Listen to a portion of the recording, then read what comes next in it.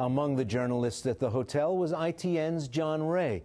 He described his experience earlier today.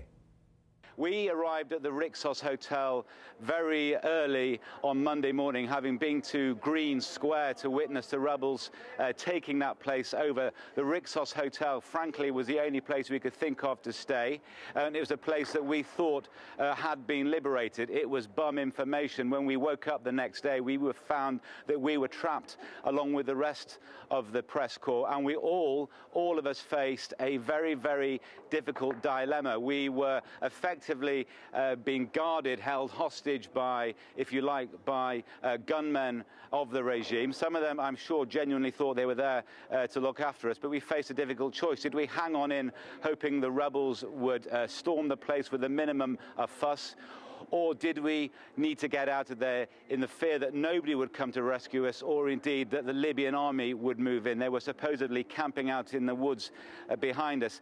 We in the ITN team took the decision to try to make an escape, and we made that escape this morning. We basically went out of a fire door at the back, ran across the open ground, hunkered down by a wall, slipped out, having pushed the back gate open, and thumbed down a lift at the side of the road. The man who stopped and picked us up, I have to praise him for his bravery and humanity. He took us about 100 meters down the road, but was telling us in Arabic it really wasn't safe. And to prove his point, at the side of the road, there was a car that obviously had been fired upon, and by the side of the car, I'm sorry to say, there was a body of a man who had been shot, I assume, by the army.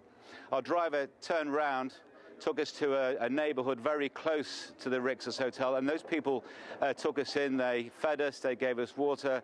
They were incredibly, incredibly kind. They represented the best of not just Libya, but the best of humanity, and it was due to them eventually that we were able to organize a lift to get back to this hotel and this position of relative safety, despite the gunfire that you're hearing around me.